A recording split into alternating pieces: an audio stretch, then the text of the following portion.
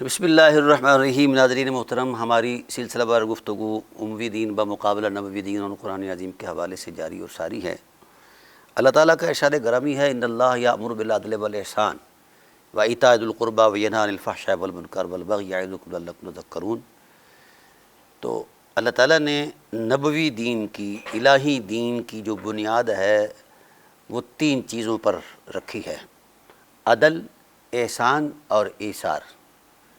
اور بغاوت سے روکا ہے، منع کیا ہے، فحش باتوں سے روکا ہے، اور اس سے روکا ہے، منکر۔ تو یہ ایک بنیادی اصول ہے۔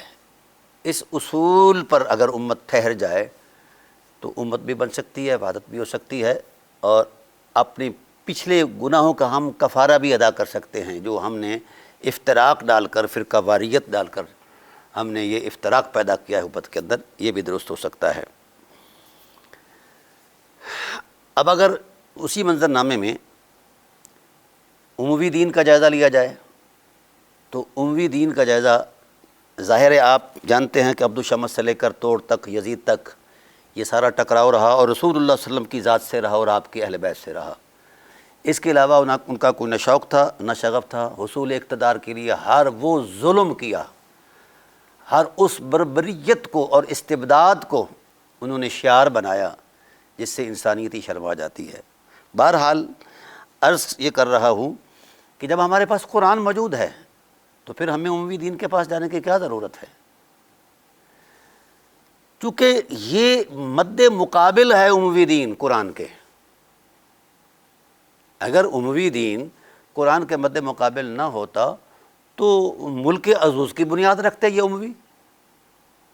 پہلے جو چیزیں چل رہی تھیں زمانہ نبوت سے، زمانہ رحمت سے، اور اس سے پہلے انبیاء علیہ السلام کے اندر بھی وہ اسلام دین تھا، ان کی نبوی جد و جہد تھی، اسی نظام کے لیے تھی، اور رسول اللہ صلی اللہ علیہ وسلم کی ذات والا صفات کی بھی 23 سالہ حیات عصمت کا سارا تسلسل اور جد و جہد یہ اسی حوالے سے تھی، محنت، پھر اصحاب رسول، پھر خلافت قائم ہوئی وغیرہ۔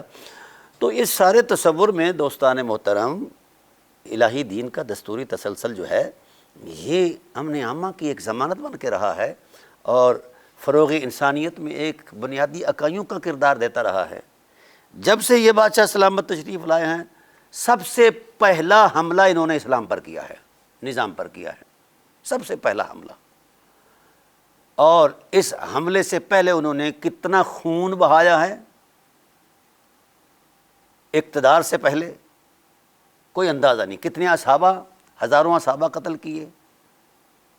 کیوں کہ اصحاب رسول الہی نظام کی حمایت میں آئے تھے، اور یہ ملک عزوز کی بنیاد رکھنے کے لیے آئے تھے، اس لیے ان کو الہی نظام نہ پہلے پسند تھا اور نہ کلمہ پڑھنے کے بعد پسند ہے۔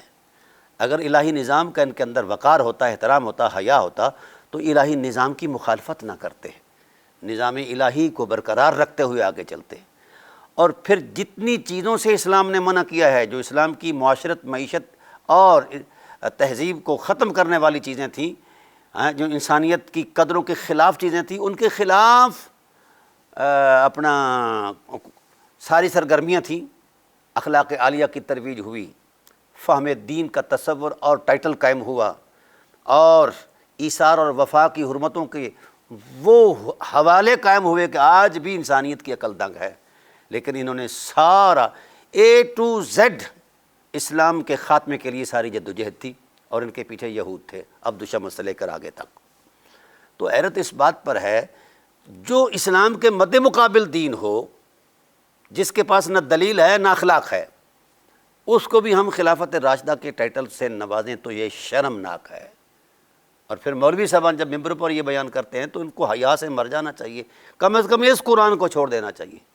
یا یہ ہے کہ ان کا کوئی عمل حسب کتاب الہی دکھا دیں، کوئی ایک عمل رتی برابر 1 سینٹی میٹر۔ اگر قرآن سود کو حرام کرتا ہے تو یہ حلال کرتے ہیں، شراب کو حرام کرتا ہے تو یہ حلال کرتے ہیں شراب۔ جتنے بھی مظالم اور جرائم تھے، قتل و غارت کو اپنا قرآن حرام کہتا ہے تو یہ حلال سمجھتا ہے۔ اور پھر مسلمانوں کا ایک یہ ڈرامہ رچایا جاتا ہے کہ ان کے دور کے اندر بڑا امن قائم رہا، یہ کائنات کا بدترین جھوٹ ہے۔ ہاں کفر جو ہے وہ امن میں رہا ہے ان سے، لیکن اسلام جو ہے، مسلمان جو ہیں وہ ان کی زد میں رہے، خون ریزی بڑھتی رہی، اس حد تک چلے گئے کہ جس کا نام علی رکھا جاتا بچے کو، اس کو بھی ذبح کر دیا جاتا۔ انہوں نے ماؤں کے گودوں سے بھی معصوم چھوٹے چھوٹے معصوم بچوں کو بھی انہوں نے ذبح کیا ہے۔ یہ کس دین کا شعار ہے؟ بولیے، یہ انسانیت کو شرمندہ کرنے والے حالات ہیں۔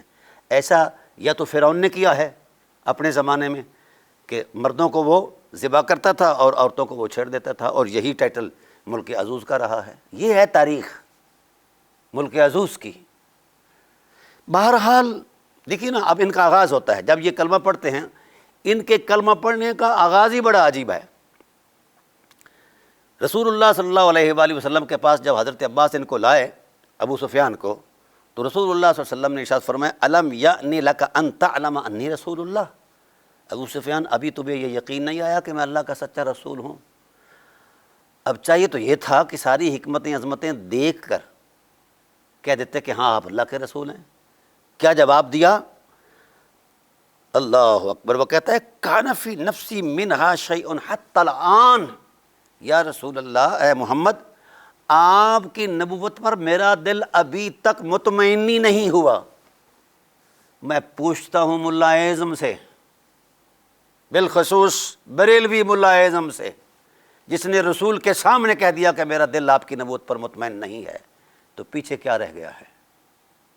اور یہ میری ذاتی بات نہیں، یہ بہت بڑی اکابر شخصیات میں ایک شخصیت ہیں علامہ البانی، انہوں نے جو سلسلۃ الاحادیث صحیحہ ہے نا، صحیح حدیثیں الگ کی ہیں سیاستہ سے، اور ضعیف علی کی حدیثیں الگ کی ہیں، اس سلسلۃ الاحادیث کے اندر انہوں نے یہ بیان کی ہے۔ اس کی جلد 5ویں ہے اور صفحہ 1027 ہے، روایت نمبر 3341 ہے۔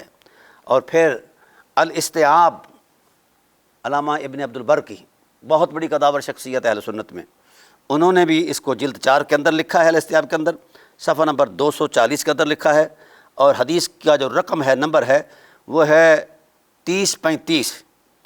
پھر بھی مدارج النبوہ تک بھی آئی بات، یعنی ہر ایک شخص نے، دیانتدار نے یہ حقیقت لکھی ہے، اور شروع سے تسلسل سند کے اعتبار سے آئی ہے، صحت کے اعتبار سے آئی ہے۔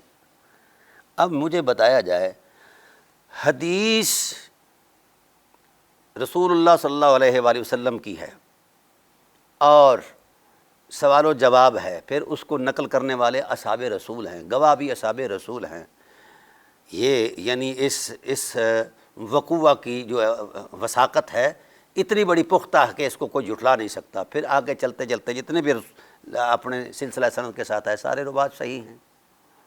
تو اب اس صحیح حدیث کو بیان کرنا لازم ایمانی ہے، اس لیے کہ پتہ چلے وفادار کون ہے اور غیر وفادار کون ہے۔ لیکن اگر ان حقائق کو کوئی بیان کرتا ہے تو مولوی چڑھ جاتے ہیں، نہ نہ نہ نہ نہ، یہ کیوں نام لیا ہے، آپ گستاخ ہو گئے ہیں۔ بھئی یہ رسول اللہ صلی اللہ علیہ وآلہ وسلم کے سامنے منہ پر کہہ رہے ہیں کہ میرا آپ کی نبوت پر اطمینان ہی نہیں ہے، میرا دل ہی مطمئن نہیں، پیچھے کیا رہ گیا ہے؟ اب یہاں سے اسلام شروع ہوتا ہے بنو امیہ کا۔ چلیے آگے آئے تو اگلا ساتھ ہی حنین کے غزوے کا معاملہ ہو گیا، تو انہوں نے یہ طے کیا سب طلقاء نے کہ ہم جاتے ہیں، سارا مال لوٹ کر لے آئیں گے، کیونکہ بنو حوازن ان کو مار دیں گے، ہم ان کو مال لوٹ کر آئیں گے۔ اور پھر یہ بھی سازش کی، یہ اسلام ہے طلقاء کا، مولویو شرم سے مر جاؤ یار، یہ اسلام بتا رہا ہوں اور صحیح الاحادیث اسناد احادیث سے بتا رہا ہوں، میرا اس میں کیا قصور ہے؟ جلا دو ان حدیثوں کو، ان کتابوں کو جلا دو، بخاری کو جلا دو، مسلم کو جلا دو، سیاسی تساری کو جلا دو، اور تاریخ ساری جلا دو، تفسیریں ساری جلا دو، جو کچھ اہل سنت کے مکتب کے علم کے محققین نے لکھا ہے وہ سب کچھ جھوٹا ہے، صرف تم سچے ہو، یا وہ جھوٹے ہیں نعوذ باللہ من ذالک، یا پھر تم جھوٹے ہو، ہم تو صرف ناقل ہیں۔ ہاں، یا پابندی لگوا دو، قرآن کریم کی وہ آیات جو کسی کے مظالم کے خلاف ہوں، اس کی مذمت میں ہوں، وہ ساری نکال دو، جس طرح اوباما نے کہا تھا، جارج بش نے کہا تھا، ہم باقی قرآن مانتے ہیں، جہاد والی آیتیں نہیں مانتے، ان کو نکال دو، باقی ٹھیک ہے۔ تو نکال دو نا وہ سارا کچھ، قرآن سے نکال دو، حدیث سے نکال دو، یا جلا دو، یا اس وقت جس طرح تم شور شرابہ کر کے ڈرامہ کرتے ہو، پھر اداروں سے کہو کہ پابندی لگا دو کہ یہ حدیثیں، یہ آیتیں، یہ حقیقتیں، یہ تاریخی جو اسٹیبلش ہسٹری ہے، یہ ساری مسخ کر دیں، جلا دیں، یا ان پر بین کر دیں، تو پھر کوئی بیان نہیں کرے گا۔ بھائی جو حقیقتیں ہیں وہ کیسے چھپ سکتی ہیں؟ اب وہاں یہ بھی سازش کی گئی کہ جس وقت جنگ جو ہے وہ تپ جائے تو تم نے بھاگ آنا ہے۔ جب 2500 لوگ بھاگیں گے تو اس میں سے 2000 تو مسلمان بھی بھاگیں گے نا، محمد اکیلے رہ جائیں گے، قتل ہو جائیں گے۔ یہ ہے اسلام طلقاء کا۔ پھر آگے چلیے، پھر چھپ کر بیٹھ گئے ریت کے ٹیلے کے پیچھے۔ اگر مسلمانوں کو پسپائی ہوتی تو یہ خوشی سے بغلے بجاتے، اشعار پڑھتے۔ یہ ہے اسلام طلقاء کا۔ اب ہم اس چیز کو کیسے ہضم کریں؟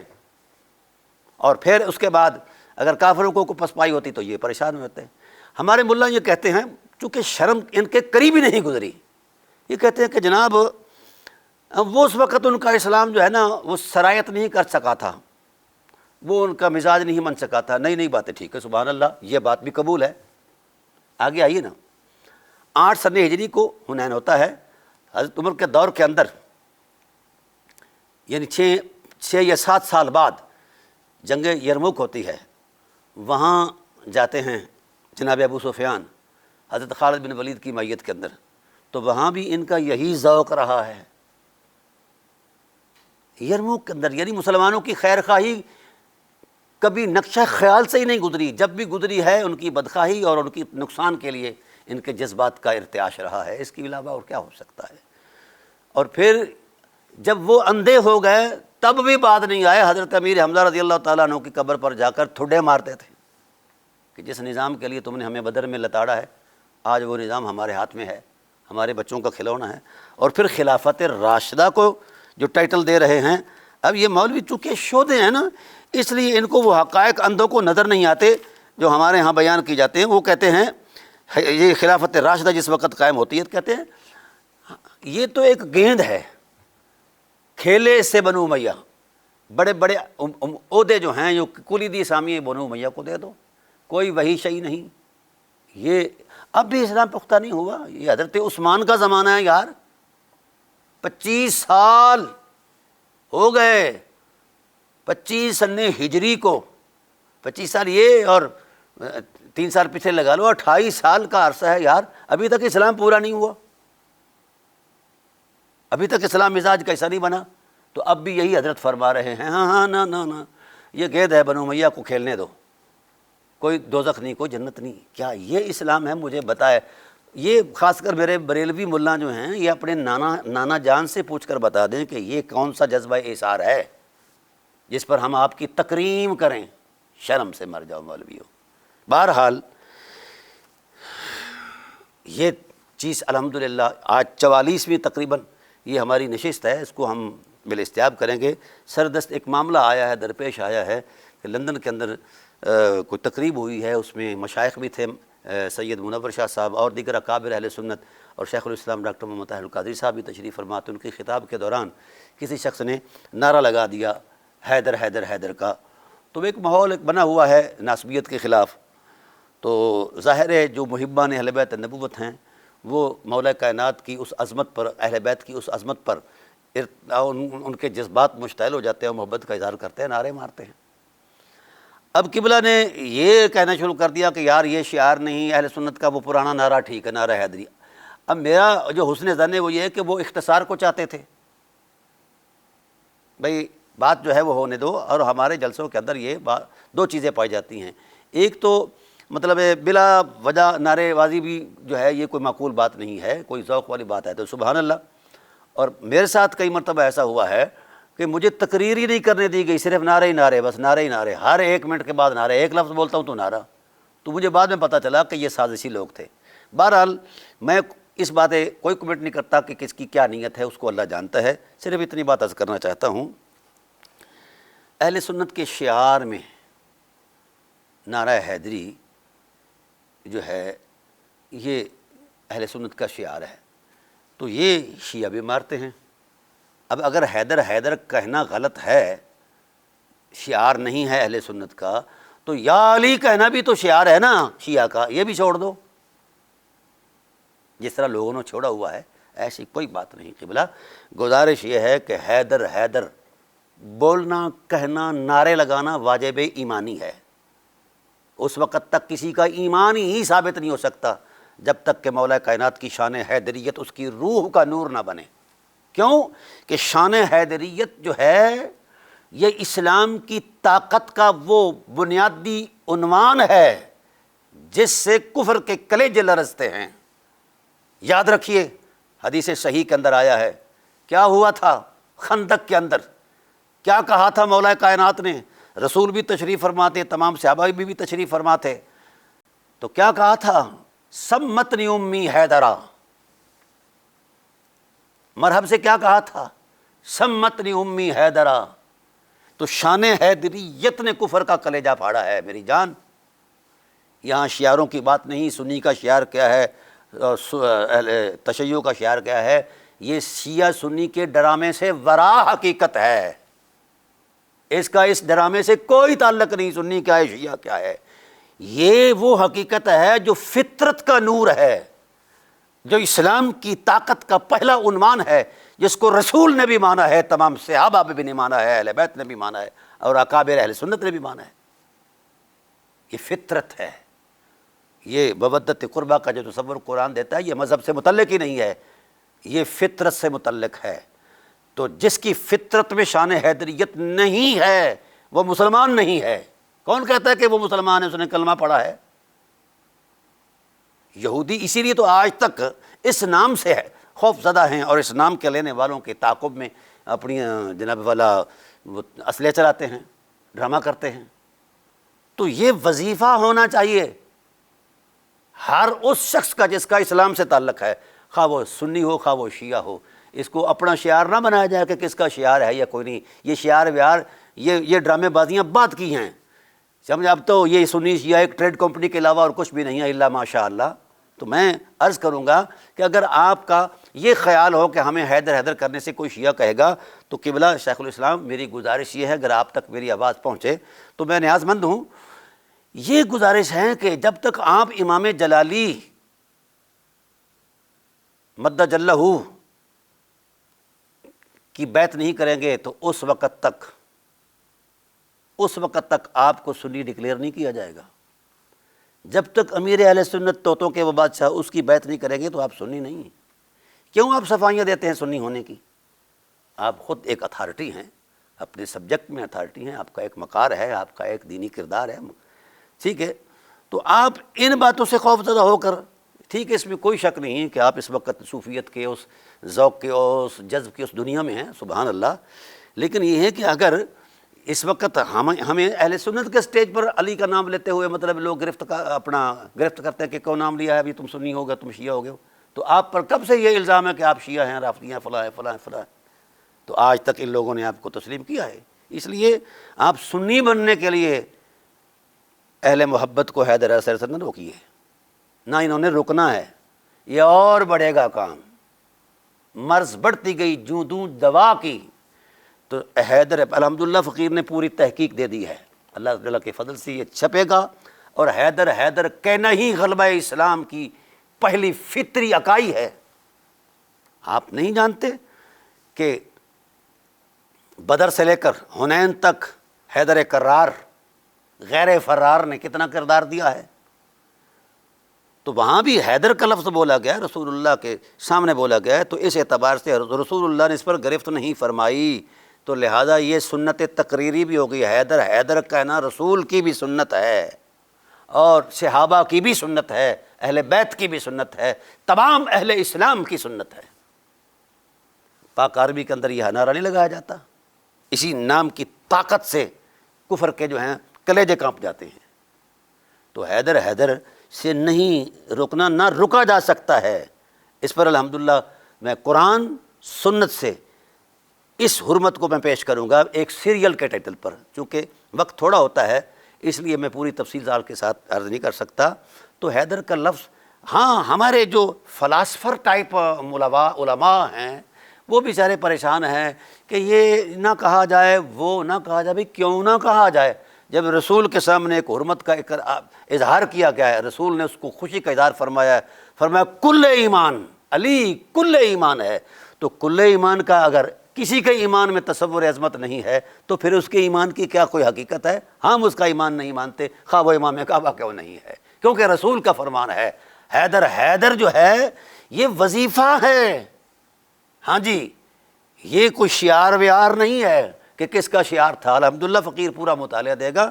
تو میں یہ گزارش کرتا ہوں آپ کہ منہاج القرآن کے جتنے بھی رفقا اور وفاداران ہیں، سبحان اللہ، ان کی سرگرمیاں، ان کا نظام، ان کا سارا سلسلہ، لیکن اگر آپ اپنی صفائی دیں کہ آپ کو لوگ سنی کہیں، یہ لوگ یہ کبھی نہیں کہیں گے۔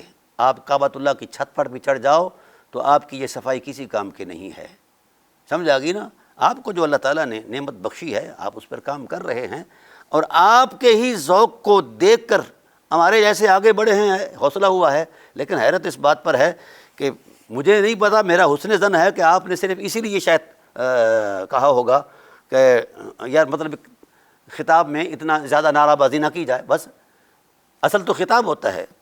تاہم حیدر حیدر کہنا یہ شعار اسلام ہے، شعار سنیت یا شعار شیعت نہیں ہے۔